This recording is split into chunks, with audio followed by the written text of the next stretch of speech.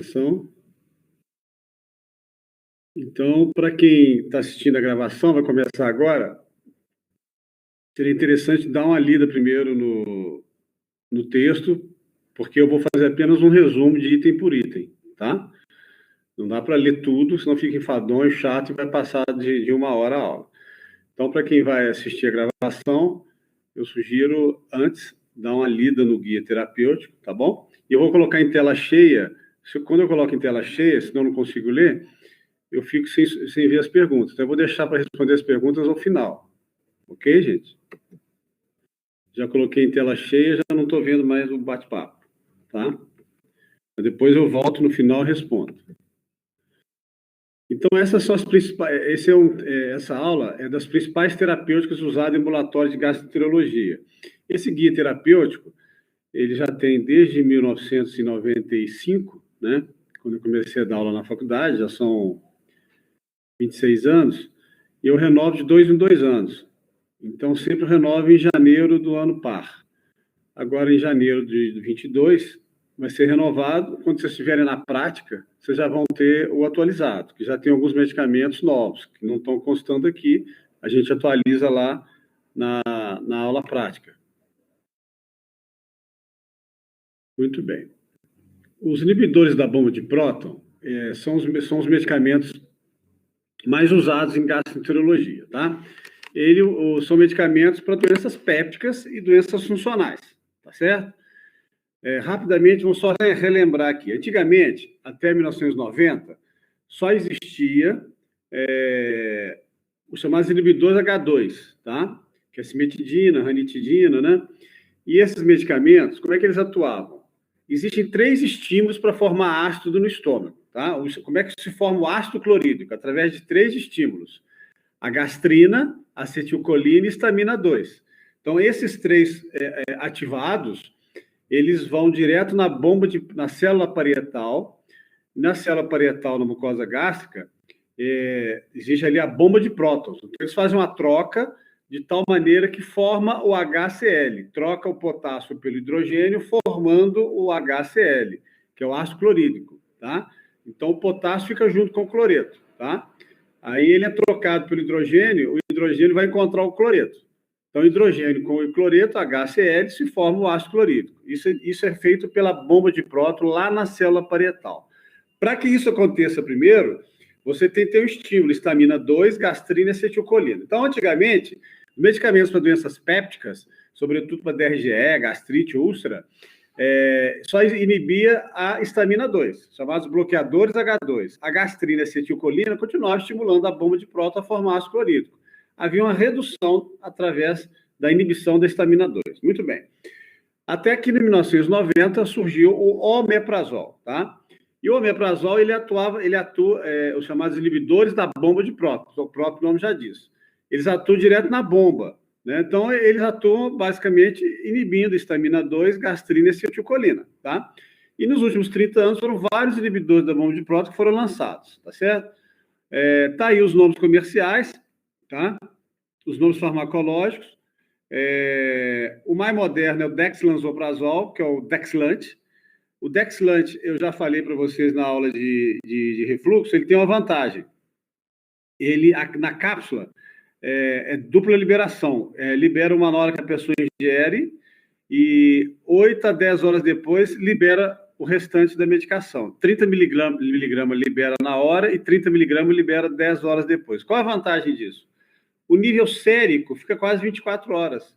Então, para aquele paciente que tem refluxo noturno, à noite, ele ainda está sob efeito de medicamento, porque no final da tarde é que foi liberado os outros 30 miligramas. Entenderam? Então, o dexlansoprazol, que o nome comercial Dexlant, é o que é mais moderno. A dose plena, né, as 2 apresentações, sempre o dobro e metade. Então, é 60 miligramas, metade é 30 miligramas. Esse é o mais moderno, tá? Muito bem. Existem outros também excelentes, como o esomeprazol magnésio, né? Também é muito bom. Ele tem magnésio na fórmula, então ele alivia o sintoma muito rápido, tá? O magnésio, ele inibe a acidez e faz com que o paciente reduza o sintoma muito rapidamente. E aí os outros medicamentos com seus nomes comerciais, suas doses plenas, lanzoprazol, pantoprazol. Pantoprazol tem 2 tipos, sódio e magnésio. Quando tem magnésio, que alivia o sintoma mais rápido, né? O rabeprazol. Então, o que a gente usa, né? Opa, passou 2 aqui. E tem o omeprazol também, que hoje praticamente não é usado. Então, na prática, está em amarelo aí. Sugestão: você deve usar o Dexilant, o Exomex, o Ezium, são os nomes comerciais, são os melhores medicamentos, mas são caros. Então, para pessoas que têm maior poder aquisitivo. E tem outros também bons medicamentos, são mais baratos, que você deve usar quando as pessoas têm menor poder aquisitivo. E na DRG atípica, você dobra a dose nos 3 meses iniciais de tratamento. Isso eu falei em aula teórica. Exceto o dexlansoprazol, que não precisa, porque ele mesmo já é uma dupla dose. Ele libera uma parte de manhã e uma parte no final do dia, tá? Então, é isso, tá? O bloqueador H2 é aquele que eu falei, ele só age na histamina 2, é diferente dos inibidores da bomba de próton, tá? Então, esses medicamentos hoje são usados na pediatria, porque não existe apresentação para criança do inibidor da bomba de próton, e às vezes quando você quer tratar um refluxo noturno, né? Você acrescenta à noite um bloqueador H2. Porém, hoje, com o advento do dexlansoprazol, você nem precisa disso mais, tá?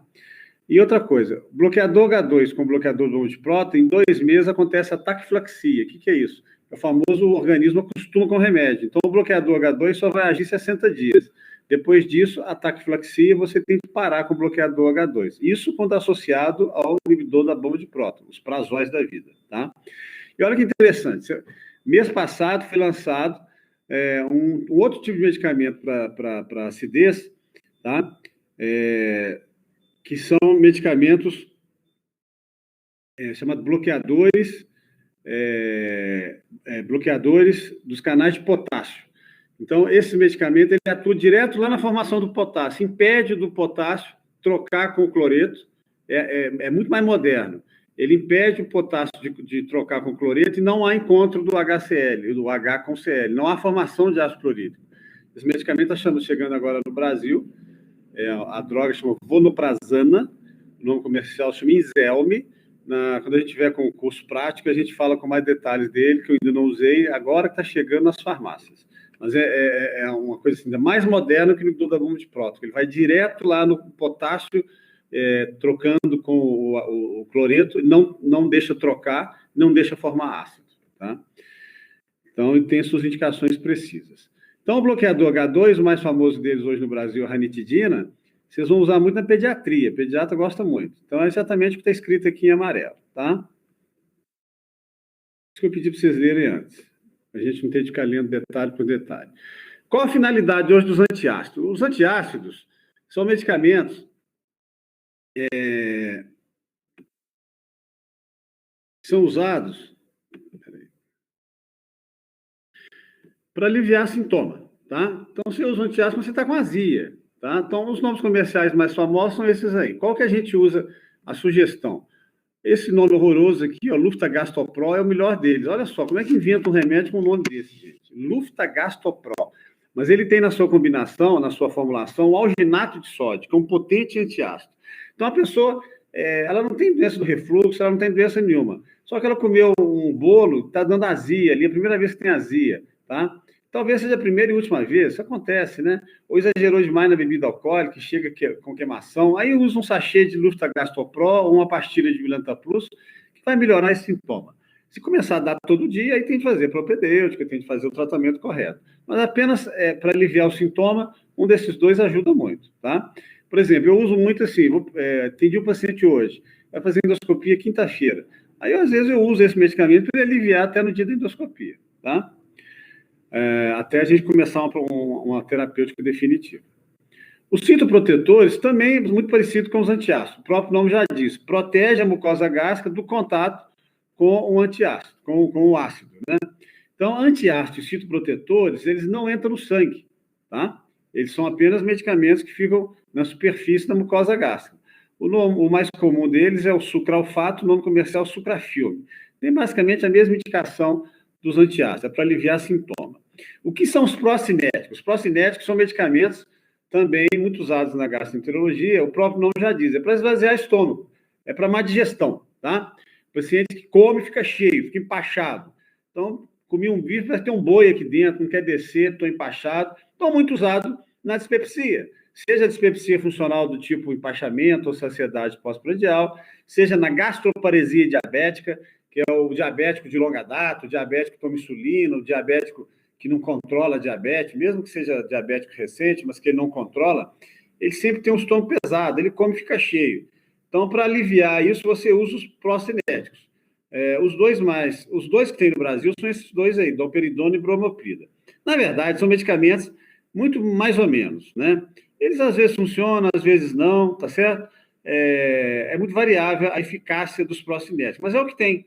Domperidona e bromoprida. Todo ano é prometido alguns pró-cinéticos mais eficazes, mas eles nunca chegam.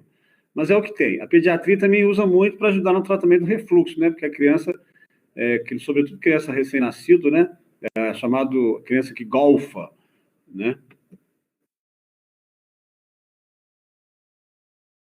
Antiemético e remédio para vômito. Esses são os 6 grupos dos medicamentos para vômitos, né?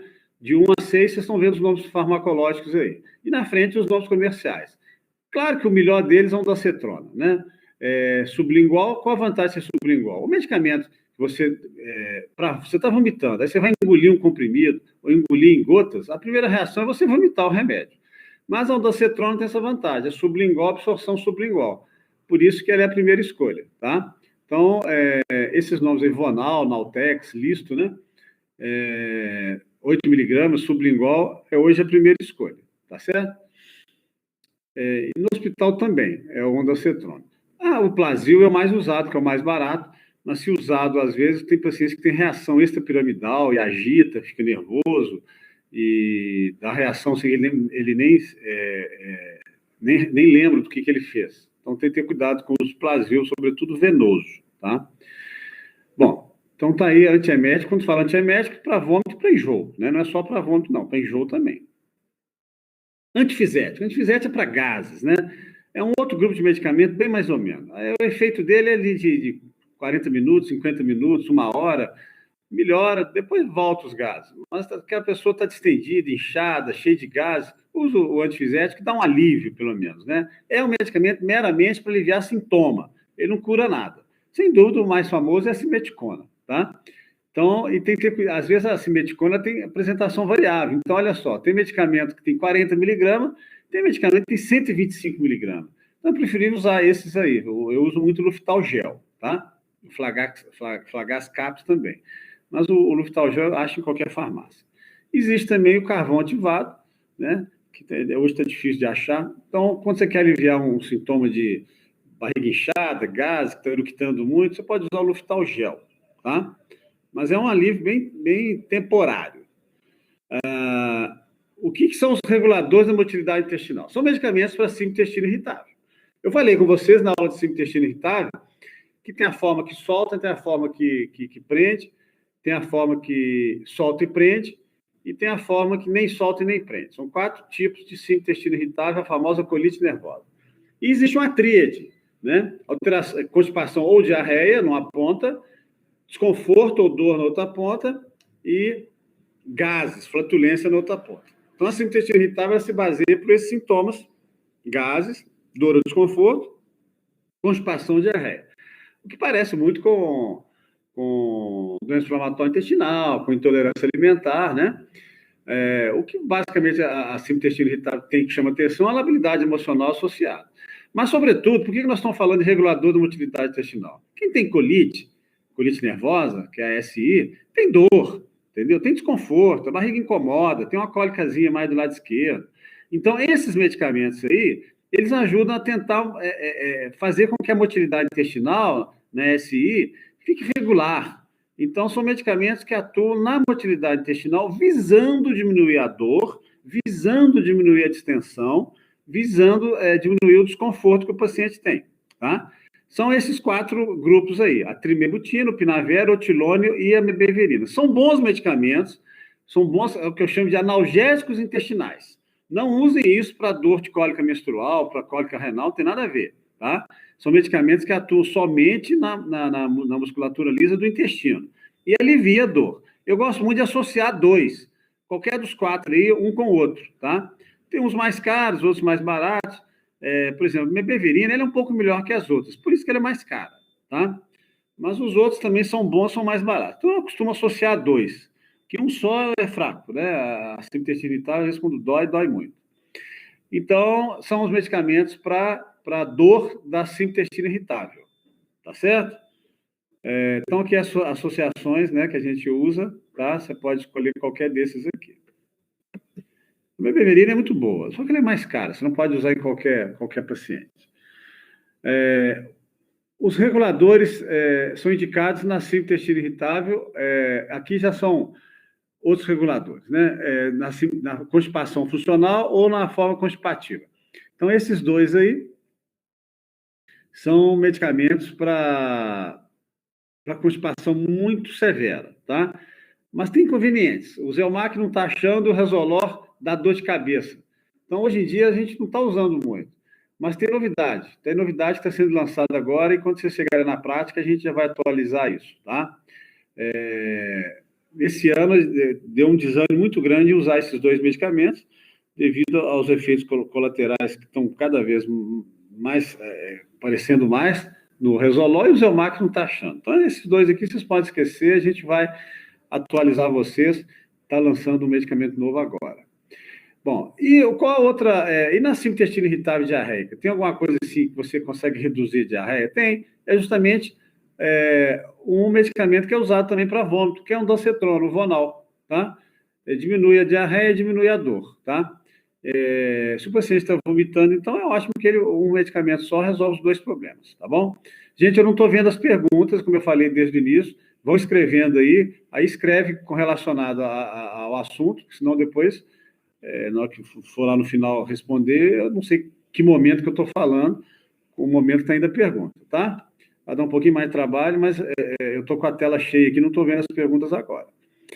Esse guia terapêutico, nós vamos exaustivamente ler eles na aula prática, porque a aula prática, todo medicamento a gente vai usar no que está aí. Todo tratamento a gente vai usar baseado no que está aí.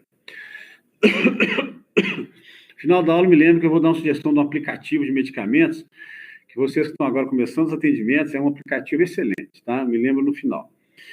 Eu quero mostrar aqui no celular o aplicativo, por isso que deixa eu ligar a câmera no final. Anticonstipativo, medicamento para intestino preso, tá? Então, existem os chamados, são 5 tipos, tá? Tem as fibras, os osmóticos, os emolientes, os laxantes de contato e os serotonéticos, tá? As fibras são medicamentos que a gente usa em constipação leve, são 4 tipos, as solúveis, insolúveis, a sintética e a prebiótica. Não está aí o nome de comercial de cada um, o nome farmacológico de cada um, tá? As mais usadas são solúveis, olha só, fibras solúveis, precisa de água. Então, quando a gente preconiza um tratamento de constipação intestinal, a gente deixa muito claro, o paciente tem de usar no mínimo 2, 3 litros de água por dia. Tanto as fibras da alimentação como fibras de medicamento precisa de água, elas são solúveis. Então, está aí os nomes comerciais mais usados. As insolúveis eu uso muito pouco por causa do gosto ruim. O paciente toma uma semana e abandona. A sintética tem uma vantagem. Não exige menos água, tá? É comprimido, então é mais fácil usar. E tem uma desvantagem, ela é bem mais cara. E hoje a gente usa muito as fibras pré-bióticas, porque são fibras comuns associados a esses inulina, oligofrutose, fósforo, polidestrose. Que substâncias são essas? São substâncias que estimulam a formação da flora intestinal. São os alimentos do lactobacillus, são os alimentos do bifidobactério, eles estimulam que a microbiota, antigamente chamada flora intestinal, que elas cresçam dentro do abdômen, dentro do intestino, e isso é muito saudável, né? Os probióticos, quanto mais probiótico, melhor. Então, as fibras pré-bióticas, elas têm essas substâncias aí que são chamados alimentos, os pré-bióticos são os alimentos dos probióticos, vão ajudar os probióticos a desenvolver aquelas bactérias boas, né? A gente vai falar daqui a pouco. Quais são essas fibras? Essas que estão aí com o nome comercial. Eu uso muito as fibras pré-bióticas, tenho usado bastante, um ótimo resultado, Fiber enorme, acho em qualquer farmácia, tá? E o resultado é muito bom. Quando usar isso? Tá?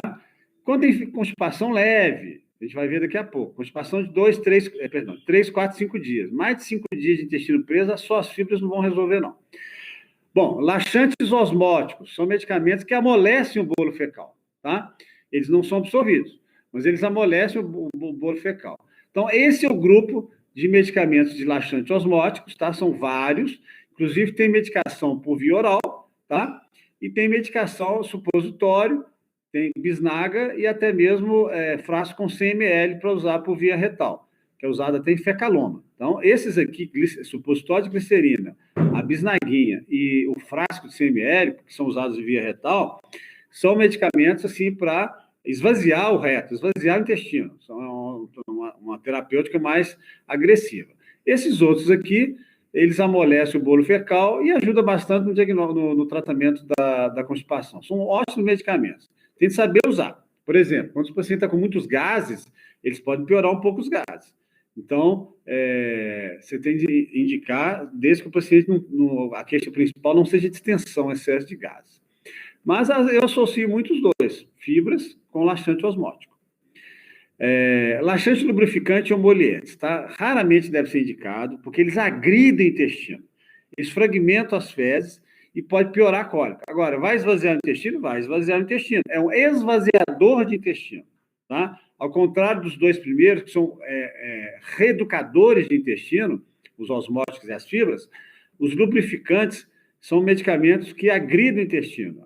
A pediatria usa muito óleo mineral, né, e é muito usado também o Mectol D. Mas esvazia o intestino? Conseguiu esvaziar? Conseguiu. Porém, as custas de cólica, tá?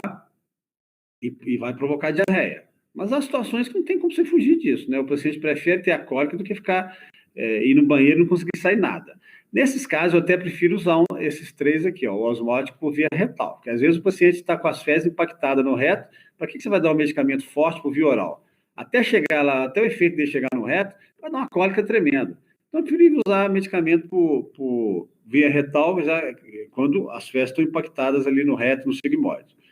Mas você não sabe disso, né? Então, às vezes, você tem de usar o lubrificante. Já os laxantes de irritantes, esse eu uso muito pouco, né? Muito usado, lactopurga, tamarine, naturete. Agora, olha só, tem o tamarine fibra aqui, que é outra coisa. Tamarine fibra, não sei porque mantiveram o nome, faz muita confusão. Chamadas geleias, né? Naturete, nada disso é natural. O que tem sene, casca sagrada, funciona agredindo o intestino, inflama o intestino, por isso que solta o intestino.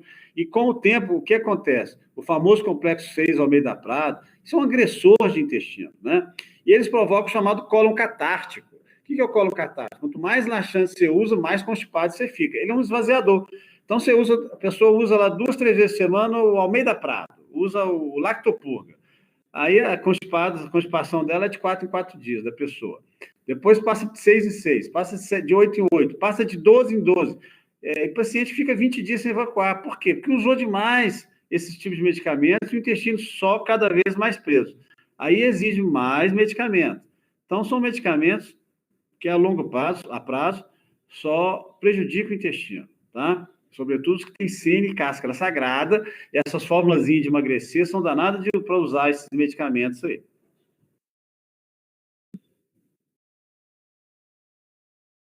O serotonético, eu já falei, né? Tá difícil achar, então vamos pular essa parte. Então, sugestão: constipação leve, aqui em amarelo. Fibra, seja pré-biótica ou sintéticas, né? Fiber Nova Fibra, regular, Benestar, são as que a gente vai usar lá no ambulatório. Constipação moderada, você vai associar fibra com o osmótico. Constipação severa, chamada inércia colônica, você pode usar fibra com osmótico e, às vezes, associar um fluidenema ou um fosfenema 1 ou 2 vezes por semana. Então, aquele paciente que fica 7, 10 dias, 2 vezes por semana, você usa ali um esvaziador de intestino por via retal. Então, ele está sempre com o intestino vazio, tá? É melhor do que usar esses senes, esses lactopurga, esses cascas sagradas da vida, tá bom? Então, os simbióticos têm a vantagem que estimula a formação da microbiota. Então, para o intestino preso é isso. Analgésico em aparelho digestivo. Antiespasmódicos, tá? São esses nomes, esses aí que são muito famosos, né? Eu gosto muito de usar o Tropinal. Por quê? Ele é um Buscopan melhorado. Ele tem iosina, tem a dipirona, que o Buscopan composto tem também, e mais a homotropina. Então, excelente antiespasmódico, tá? Porém, se usou um antiespasmódico, a dor continua, você tem de usar analgésicos mais potentes. Então, esses analgésicos aqui são usados em qualquer especialidade, até na ortopedia, para trauma, né, pós-operatório, oncologia, para dor de câncer. Então, esses medicamentos aqui, eu gosto muito de usar o Toragesic, que é sublingual. O paciente, às vezes, com dor forte, está vomitando, aí você usa um sublingual, o vômito não vai atrapalhar nada. E a situação que você usa o tramadol. Qualquer desses aí é bom. Qualquer desses aí são potentes analgésicos, para qualquer tipo de trauma, tá? Qualquer tipo de dor, né? Inclusive a traumática. Digestivos. Então, chamadas enzimas digestivas. Existe um digestivo muito famoso, chamado DigePlus. Ele tem associação de metoclopramida, que é um procinético, e enzimas digestivas, né? Amilase, protease, simeticona ou dimeticona, que é a mesma coisa. Então, você usa antes das refeições, tá? Ajuda na digestão? Ajuda. Agora, toda esses miligramas que tem aqui na fórmula é pouquinho. Então, às vezes, você tem que usar 2 cápsulas, tá? Para melhorar nesse quadro de empachamento. É uma alternativa para o procinético, tá? O paciente que não responde a procinético, o esvaziador gástrico não responde muito. Então, aqui ajuda na digestão. Então, o paciente que come uma feijoada, tem empachamento, ele não está proibido de comer feijoada. Mas usa um DigePlus junto, que ele vai ter uma digestão melhor dessa feijoada. O que é o Digelib? Eu falei para vocês na aula de intolerância alimentar da intolerância à rafinose, que provoca muitos gases no uso de cereais, legumes, frutas, né? Então, a rafinose, a pessoa pode ter intolerância alimentar. Não existe forma de fazer diagnóstico de rafinose, diferente da lactose, da frutose e do glúten, que a gente tem formas de laboratorial e, no caso do glúten, também de endoscopia, para dar diagnóstico de tolerância alimentar. A rafinose não tem exame diagnóstico, mas tem uma vantagem da rafinose, por exemplo, em relação à frutose, em relação ao glúten, que tem tratamento, né? Que é essa enzima aqui, alfa-galactosidase. O nome comercial é Digelib. Então, e você faz o diagnóstico de intolerância à rafinose fazendo prova terapêutica. Você tem de oferecer o Digelib para o paciente para ver se ele vai melhorar. Tá? Se ele melhorou, é porque a intolerância dele é a rafinose, que está, sobretudo, no feijão, que é o mais famoso. Por isso que feijão dá muitos gases, né? Quanto mais gases dá, mais intolerância à rafinose o paciente tem. E a outra enzima muito famosa é a lactase, né? São vários os nomes comerciais, né? Eu gosto muito de usar o Laclev, que tem um preço bom, o Enzilac também, e é mastigável. Então, o paciente usa na bolsa, na carteira. Hoje, a preferência pelo mastigável é superior aos que em pozinho, né? Porque o pó, às vezes, é mais difícil de tomar quando ele está fora de casa.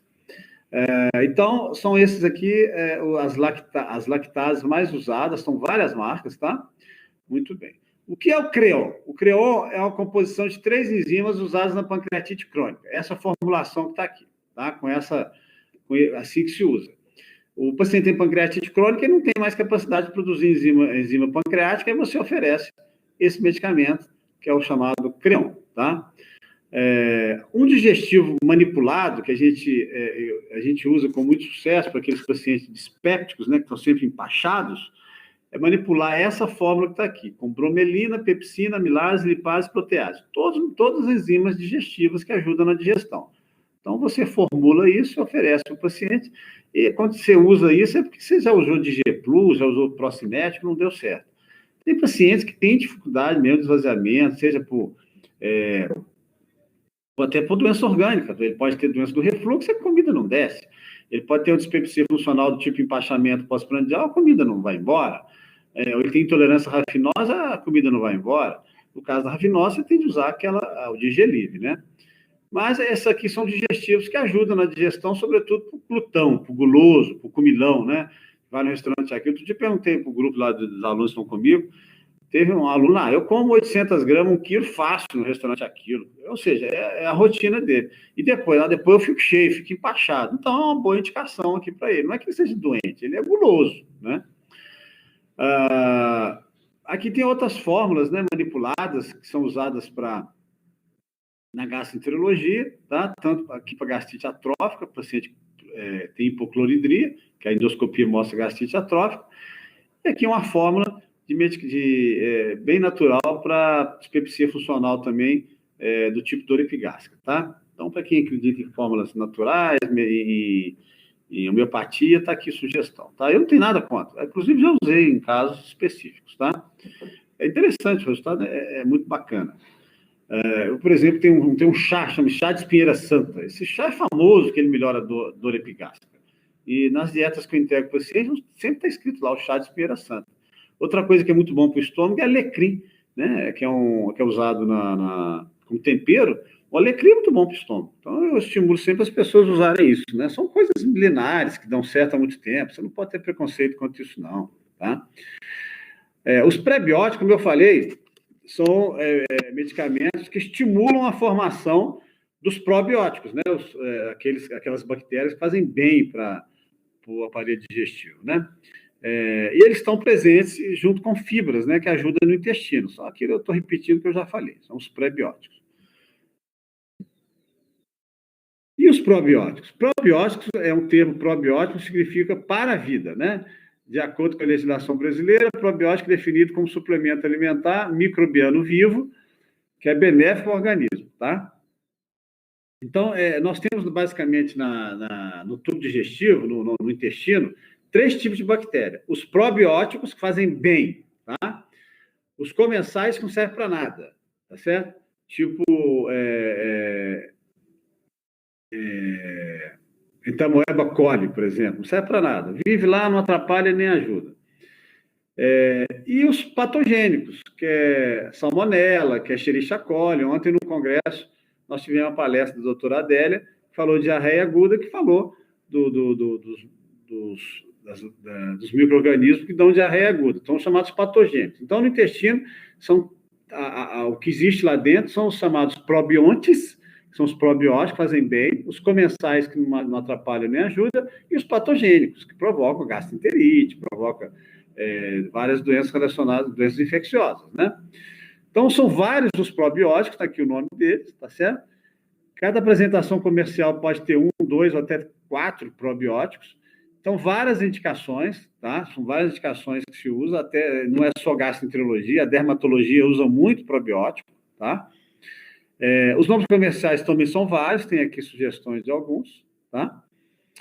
Vocês estão vendo aqui, eu não coloco aqui aquele famoso Floratil, por exemplo, né? Isso é uma quantidade de cepa muito pequena, né? A gente não usa mais isso. Então, o que são simbióticos? Simbióticos são medicamentos que associam pré e probiótico junto, tá? Então, são esses nomes aqui, ó, simbiofose e simbioflora. Como tem pré-biótico junto, e como pré-bióticos são medicamentos usados para constipação intestinal, como os pré-bióticos são também medicamentos usados para constipação intestinal, você não pode usar simbiótico em diarreia. Então, em diarreia, a gente usa só probiótico. Então, o simbiótico é a associação dos dois. Mas na diarreia, você não vai usar pré-biótico, porque ele é medicamento até usado para constipação, né? Para soltar o intestino. Então, na diarreia, você usa só os probióticos, né? Então, diarreia aguda, a sugestão são esses aqui, ó. Provence, Biovicerin. Na síndrome do intestino irritável, supercrescimento bacteriano, você pode usar alguns de uso mais prolongado, tá? Eu vou mostrar para vocês fórmulas de receitinha mesmo para diarreia aguda, tal, daqui a pouco, tá? Então, aqui, para manipulação, são modelos de formulação de probióticos, né? Aqui, no caso de diarreia crônica, constipação, aqui a gente já associa, olha só, para constipação, já tem uma formulação diferente, para doença autoimune. Então, são várias as formulações de probiótico que podem ser usadas em manipulação. Antidiarreicos, então, paliativos, né? Você vai usar isso aí, vocês já estão sendo cobrados, às vezes, de um primo, de uma tia, do pai, da mãe. Então, com diarreia aguda, o que eu uso? Eu vou dar para vocês a receitinha para vocês passarem para o parente cagão.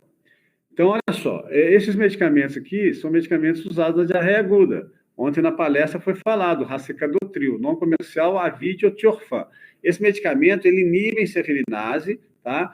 E daí reduz a secreção de água no intestino. Ora, se você está com diarreia e está evacuando demais, esse medicamento vai diminuir a secreção de água no intestino, tá? Então, a gente usa muito o racecadotril. Como já falei, né, os probióticos, né, podem ser usados. E pode ser usado também a loperamida, o Imosec, não em diarreia aguda, tá? Loperamida, que é o Imosec, pode ser usado na diarreia da síndrome do intestino irritável, porque não tem infecção nenhuma ali. Então, a única indicação da loperamida é na diarreia da forma, síndrome do intestino irritável, forma diarreica, tá? Então, vamos lá, esquemas terapêuticos. Isso aqui é exatamente assim que vocês vão prescrever. Tratamento do Helicobacter pylori, tá? Já falei isso em aula teórica, você vai associar um inibidor de bomba de próton, dose dobrada, 14 dias, mais amoxicilina e claritromicina. Esse é o esquema clássico, consenso mundial, para erradicar o Helicobacter pylori. De uns anos para cá, passou para 14 dias, era só 7 dias, tá? E mesmo assim, 10% dos pacientes não matam o Helicobacter pylori, tá? Então, o Helicobacter não tem tratamento 100%, não. Existe um chamado kit para Helicobacter. Numa mesma caixa já tem todos os medicamentos juntos, que é esse aqui, ó, Pyloripaque, Exogast e BP.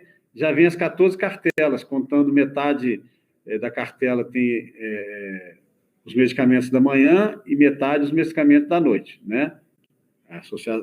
Esses 3 juntos, vem tudo na mesma caixa, tá? Quando o paciente já tratou Helicobacter e não morreu, aqui é a alternativa, que é esse aqui, ó. Você tira a claritromicina e põe o levofloxacin. E tem o kit também, que chama Pyloripaque Retrat, que tem a levofloxacin no lugar da claritromicina. Tratamento de DRGE. Tratamento de DRGE, eu já falei isso em aula teórica, você usa o inibidor de bomba na dose plena, tá? Qualquer desses aqui nessa dose plena, 8 semanas, primeira fase, dose plena de manhã.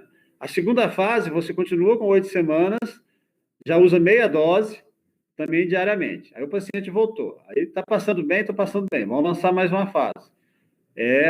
8 semanas, meia dose, 4 vezes por semana. Segunda, quarta, sexta e domingo. O paciente voltou. Está passando bem? Está passando bem. O senhor está passando bem mesmo? Na terça, na quinta e no sábado, no dia que o senhor não usa, o senhor não está sentindo nada? Não estou sentindo nada, doutor. Então, vamos passar para a quarta fase, que é 2 vezes por semana. Nessa quarta fase, é muito comum não dar certo. Quando não dá certo, na fase que não dá certo, quando o paciente volta lá, você, então, volta para a fase anterior que ele passou bem e deixa nessa fase. Então, geralmente, a rotina é não dar certo a quarta fase e você volta na terceira fase. Deu certo na quarta fase, só 2 vezes por semana, ótimo, menos medicamento. Mas, geralmente, os pacientes respondem e ficam eternamente na terceira fase. Há casos que chegou nessa terceira fase, não dá certo, você tem de voltar na segunda. Ah, mas aí medicamento todo dia, não é chato isso, usar inibidor de bomba todo dia? Não, mas é meia dose é seguro. O que não deve é o paciente ficar na primeira fase a vida toda. Dose plena o resto da vida diariamente, com essas doses aqui. Aí você está pedindo para dar osteoporose, para dar... no começo do guia terapêutico, eu não falei, mas o efeito colateral de inibidor de bomba de próton comprovado é deficiência de magnésio, deficiência de cálcio e uma osteoporose. Todo mundo vai ter osteoporose, sobretudo mulher depois da menopausa. Mas a osteoporose é uma doença igual ruga, igual cabelo branco, igual artrose, igual gastrite crônica, divertículo no intestino. Todo mundo tem, né? Um dia vai ter. É da senilitude, da senilidade. Então, mas no caso de se usar dose alta de inibidor de bomba há muito tempo, você vai antecipar sua osteoporose. Então, você deve evitar de usar dose plena, uso constante. Porém, meia dose é seguro. O meprazol dá câncer, isso é folclore, gente, não existe, tá? O que existe é o paciente que, se inibir demais a acidez desnecessariamente, pode dar atrofia gástrica, e atrofia, se ele tiver metaplasia intestinal, displasia, adenocarcinoma, não é porque você usou inibidor de bomba, é porque existe todo câncer é multifatorial. É porque vai usar o omeprazol, vai dar câncer? Lógico que não. Para a pessoa ter câncer de gástrica, tem vários fatores. O principal deles é o Helicobacter pylori e histórico familiar. Não é ser porque o inibidor de bomba sozinho vai dar atrofia, daí vai dar metaplasia, displasia, câncer. Não é isso, tá? Então, esse é o esqueminha de tratamento de refluxo. Vocês vão cansar de fazer isso no ambulatório, que é a doença mais prevalente do aparelho do trato gastrointestinal. O nome certo é aparelho digestório, eu acho muito feio isso, essa palavra. Então, isso aqui eu estou explicando exatamente como é que você vai avançando, se não der certo, você volta na fase que o paciente deu certo, na última fase que o paciente deu certo. Lembrando que manifestações atípicas, né, você tem uma fase prévia de dose dobrada 3 meses, exceto o Dexlant, que o Dexlant já é aquela cápsula que é dobrada, tá? Indicações cirúrgicas para doença do refluxo, eu falei isso na aula teórica, está aqui novamente, sobretudo quando der uma complicação, estenose, úlcera, Barrett, aí você tem que indicar a cirurgia, tá? Contraindicações para cirurgia, sobretudo a principal é MC alto. Não indiquem cirurgia de refluxo para paciente obeso, tá? Não tem resposta. O refluxo, a cirurgia, ela não dá resultado no obeso. Bom, então vamos começar a falar de dieta. Olha só, aqui o paciente que está fazendo tratamento de refluxo, você tem de orientar quanto a algumas coisas que ele deve evitar. O medicamento é muito potente. Na verdade, se o paciente não seguir nada disso, no começo do tratamento, com dose plena, ele responde muito bem ao medicamento, tá? Porém, ele vai querer saber o que eu posso comer e o que eu não posso comer. Você entrega isso aqui, e um item que eu acho muito importante, tá? Levantar a cabeceira da cama, 10 a 15 centímetros, sobretudo o paciente que tem refluxo noturno, né, que é chamado refluidor noturno, que tem aquele chamado acid pocket, aquela bolsa de ácido que ele forma no final do dia. Essa bolsa de ácido vai voltar de noite. Então, é importante você levantar a cabeceira da cama 10 a 15 centímetros, exceto o paciente que tem varize, tá? Senão vai piorar a varize. Ou que a esposa tenha varize ou o marido tenha varize. E é muito importante ele comer, esperar 1h30, 2 horas para deitar. Se o paciente é portador de refluxo, ele come e vai deitar, você está pedindo para ele ter refluxo, tá certo? Sobretudo quando ele é obeso. Aí já juntam uma série de situações que vai piorar o refluxo, obesidade e comer e deitar. Comer e deitar é pedir para ter refluxo, tá?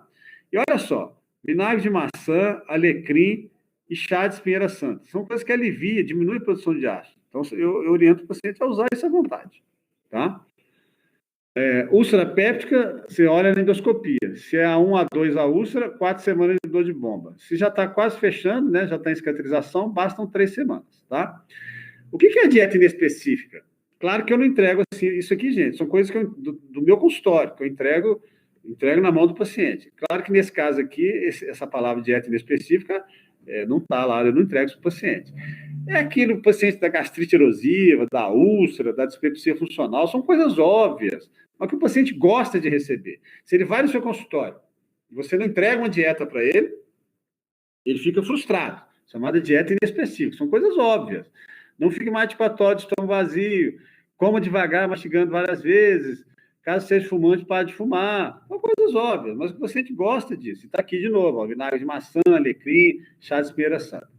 Aqui, nessa dieta que está aqui, orientações para auxiliar o tratamento na síndrome intestinal forma diarreica. Tudo que solta o intestino está aqui nessa dieta, tá? Principalmente o leite. Tá? Síndrome intestinal, um dos sintomas não são os gases. O grande vilão dos gases é o leite, tá? Troca o leite pelo leite sem lactose ou com baixo teor de lactose, tá? Então, aqui o paciente gosta de saber aquilo que solta o intestino dele na síndrome intestinal irritável, tá? Nessa listinha. Aqui, ao contrário.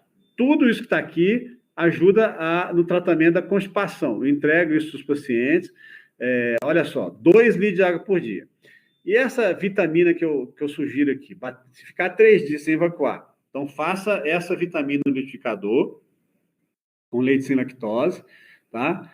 Algumas coisas aqui para dar gosto, né? Que ajuda a limpar o intestino, tá bom? Então, tudo isso que está aqui ajuda no tratamento da constipação, tá? Outra dieta que faz muito sucesso é essa aqui. São alimentos que dão gases intestinais, as chamadas bombas intestinais. O paciente está sempre soltando pum, barriga inchada. Então, olha só, primeiro deles, leite, está aqui, ó, grande vilão. E aqui eu deixo em negrito bem claro, os principais causadores de gases: leite, glúten, cerveja e refrigerante, tá? Glúten demais provoca gases, mesmo naquele que não tem intolerância.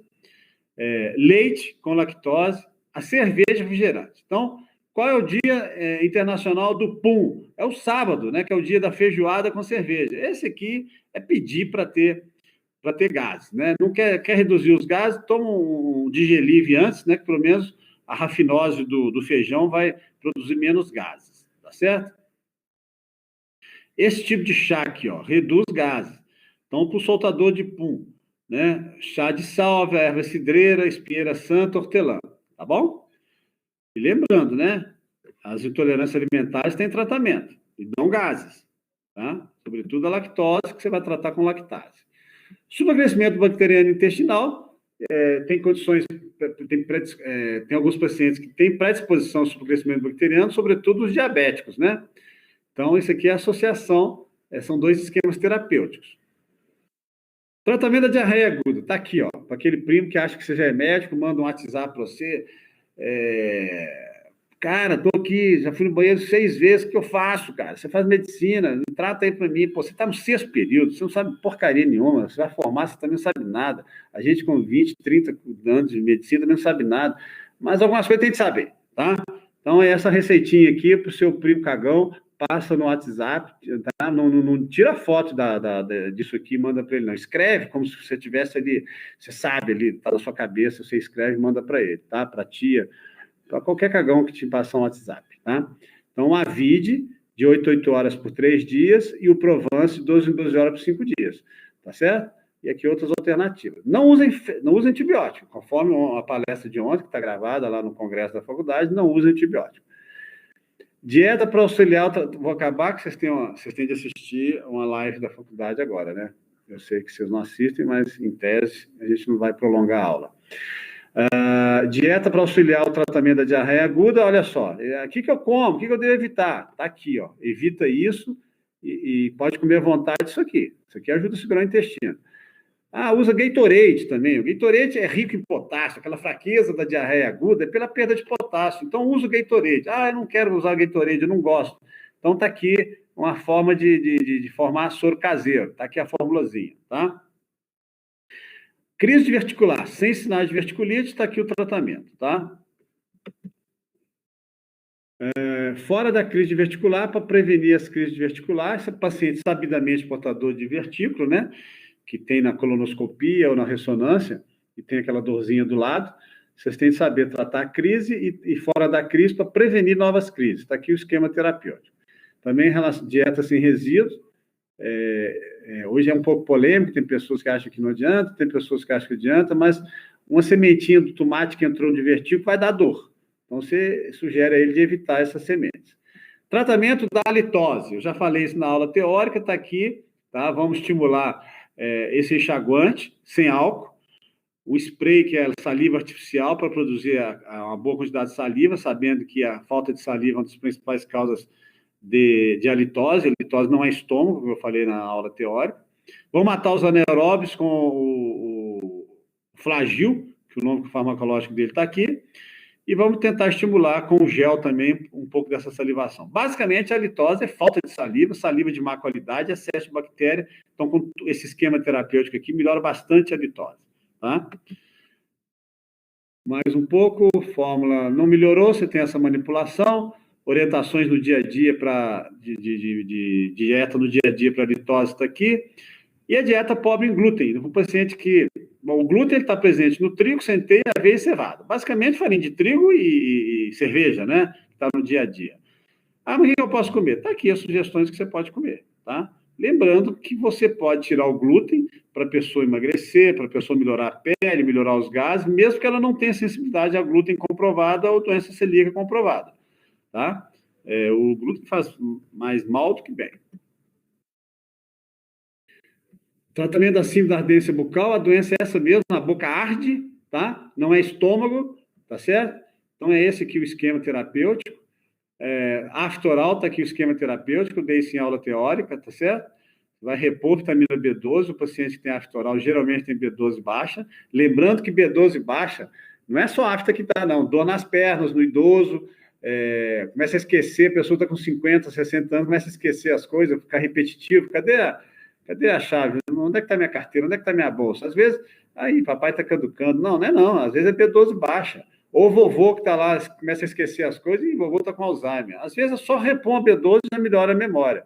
É assim que repõe B12, tá? Então, aqui, orientações no dia a dia para aftoral, recomendações... isso aqui, coisas óbvias, né? O paciente com gordura no fígado, esteatose, qual é o remédio? Não existe remédio para gordura no fígado. Você tem que emagrecer.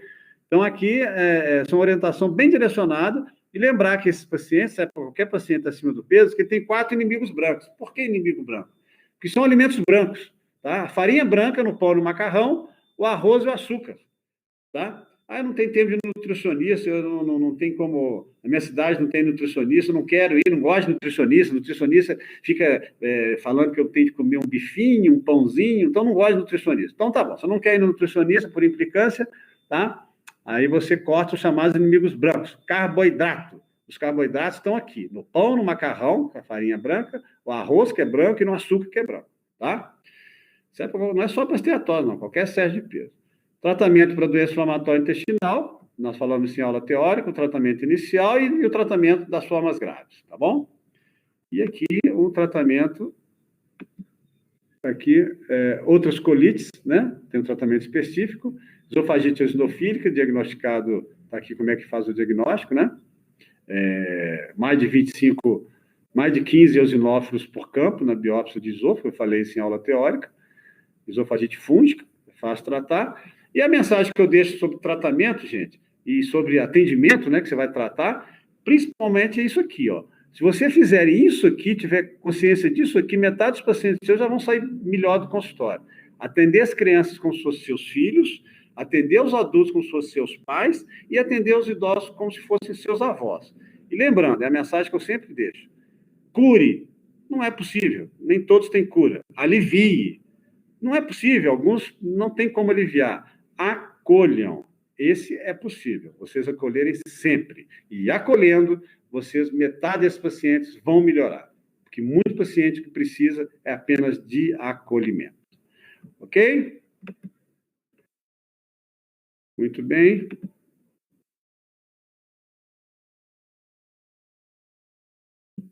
Então, essa foi a aula. Vamos lá, as perguntas. Mesmo se não tiver sensibilidade a glúten... Peraí, gente. Vocês estão me vendo aí? Ah, tá. Mesmo se não tiver sensibilidade a glúten, é válido diminuir o consumo? Sim, o glúten ele é inflamatório. Mesmo na pessoa que não tem sensibilidade a glúten, tem doença celíaca, ele inflama a mucosa intestinal, diminui a permeabilidade, diminui a imunidade. Ele é gostoso, ele é barato, ele tem mais de... no Egito antigo, né?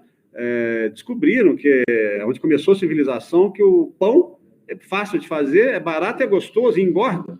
Então, é um medicamento secular. E é gostoso mesmo. A pena que os padeiros estão cada dia piores, né? Então, eu já estive no Egito, é interessante que em cada esquina o governo coloca lá umas cestas enormes com pão de graça. As pessoas vão lá e pegam o pão. É de graça. E é um país pobre, o Egito, né? E é interessante que no final do dia ainda sobra pão. Não tem fila, não tem nada. Toda esquina tem. Aí, um dia, eles levaram lá a gente que estava fazendo esse turismo lá para comer o pão que o governo dá. E era um pão maravilhoso de gostoso, muito gostoso, muito saboroso. Então, vocês veem como é que o pão ele é barato, em alguns lugares é de graça, né? Sobretudo naqueles que têm vínculo com a civilização e onde começou o pão. Pode repetir sobre o colo catártico? Sim, colo catártico. É o seguinte, é o uso permanente, o uso contínuo de laxantes irritantes, sobretudo que tem sene, que tem cáscara sagrada, né? Então, são no guia terapêutico aí, tá lá os irritantes. O mais famoso deles é o 46, é o lactopurgo, o Dulcolax, ele atua agredindo o intestino, tá? Então, ele faz uma colite inflamatória, assim que faz os pacientes evacuar. E pode provocar uma coisa chamada melanose coli, está até escrito no guia terapêutico. A melanose coli piora ainda mais o intestino e ela, em alguns casos, ela pode até estar relacionada a um dos fatores de câncer de intestino, tá? O intestino escuro, intestino preto, né? O colonoscopista, quando entra e vê aquele intestino escuro, isso aqui é tomador de sênia, tomador de cáscara sagrada, tá? Quais outros alimentos são inflamatórios, mesmo quem não tem sensibilidade? Olha, os nutricionistas, eles têm uma polêmica danada, né, do excesso de carne vermelha. Eles inflamam o endotélio, e daí eles ajudam a formar placas de ateroma, né, seja no coronária, na artéria cerebral, carótida. Então, a carne vermelha, ela tem seus males. Um deles é inflamar, ser inflamatória, né? Então, o nutrólogo, o nutricionista pode te dar com mais exatidão. Mas no intestino, que é comprovadamente inflamatório, é o glúten, tá? Eu como muito glúten, porque ele é muito gostoso, mas sei que estou fazendo mal para eu mesmo, né? A vantagem é que os padeiros são cada vez piores, né? O que acontece que eu fiquei sabendo hoje, que é uma profissão que não se renova, não tem padeiro novo. E por que não tem padeiro novo? Tem que acordar 3 horas da manhã, tá? Todo dia, né? E fazer o pão de madrugada. E por que o pão não está bom? Porque hoje em dia, como não tem mais padeiro, é muito comum as padarias comprarem pão congelado, aí o padeiro chega às 6 horas da manhã, descongela e faz aquele pão. Não é a mesma qualidade, né? Claro que tem padarias que tem exceção, né? Quando a gente conversa com o dono da padaria, ele sempre é exceção. Não, o meu é 3 horas da manhã, o padeiro está lá, o pão sai fresquinho. Mas, claro que tem exceções, né? Mas vocês podem reparar, a qualidade de pão, pelo menos Barbacena, está cada dia pior, né? A minha funcionária aqui da minha casa, ela sempre compra o pão na pior padaria que tem. O pão é muito ruim da minha casa, porque, enfim, deixa isso para lá, isso não tem nada a ver. E eu não posso dar pão velho para gata, porque gato só come ração, né? Então, pão velho não serve para nada. Professor, nessa receita dos remédios para diarreia aguda, por que você não colocou? Não, Tiorfan coloquei. É o Avid, o Tiorfan, a mesma coisa. É o Racecadotril, tá, Gabriel? Tá lá assim, o Avid e Tiorfan são 2 nomes comerciais do Racecadotril. Mais alguma pergunta? Isso aqui nós vamos conversar muito no estágio, esse guia é muito usado. Esse guia terapêutico, gente, ele é muito usado no 10º período, quando os alunos estão no internato rural, e o internato rural passa uns apertos, fica meio sozinho lá, cada cidade, vocês ficam lá, às vezes ajudam, tem um médico que ajuda, às vezes não, e esse guia terapêutico salva muita consulta lá no 10º período, e tem, inclusive, eu fico muito satisfeito quando eles falam que, depois que forma, muita gente continua usando o guia terapêutico e tal, me pede, passa o WhatsApp pedindo para mandar um atualizado. Então, como passar... o app dos medicamentos. Tá, boa. A partir de qual idade pode tomar Vonal? Eu não sei, confesso que eu não sei. Eu não atendo criança. Então, boa pergunta. Boa pergunta, Giovana. Vamos saber da pediatria. Esse app aqui, ó, medicamentos. Tá? Medicamentos, tá? Prodoctor, lá no App Store está escrito medicamentos Prodoctor. Às vezes ele é de graça, às vezes paga, mas é pouquinho, mas esse é muito bom, tá? Aí você lança lá o nome do medicamento, o farmacológico, o comercial, tá certo? Vou colocar aqui para vocês. Só colocar Pantos, aparece vários tipos de pantoprazol. Ou você pode colocar também o nome da doença. Olha lá, coloquei úlcera péptica, já apareceu úlcera péptica.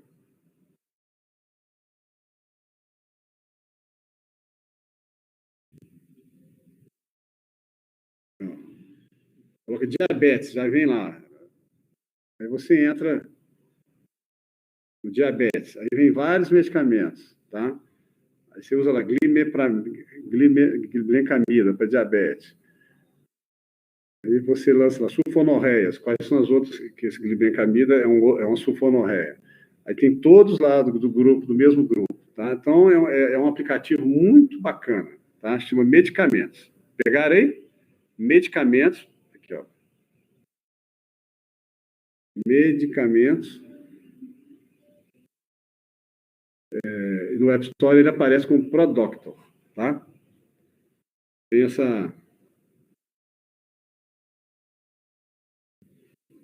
Tem uma cruzinha vermelha, tá?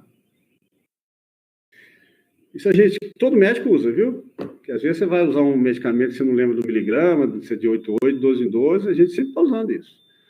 Ok? Eu não sei, você olhou aí, Maria Clara? É de graça? Que ótimo. Então acho que vocês deviam baixar e já mexendo nele aí, tá certo? Alguma pergunta, gente? Podemos encerrar aqui a gravação? Semana que vem nós vamos dar a última aula. A última aula é uma live, né, ao vivo, não tem tela, não tem compartilhamento de tela, porque é um resumo de todas as aulas. Então, em 50, 60 minutos, eu vou falar um pouquinho de cada aula que a gente deu e vou falar aquilo que é o mais importante, tá? Então, é uma aula bem formal, bem bacana, assim, no sentido que ele é informal e, né, vai ser um preparo para a prova, né? E, enfim. Ok? Para a gravação.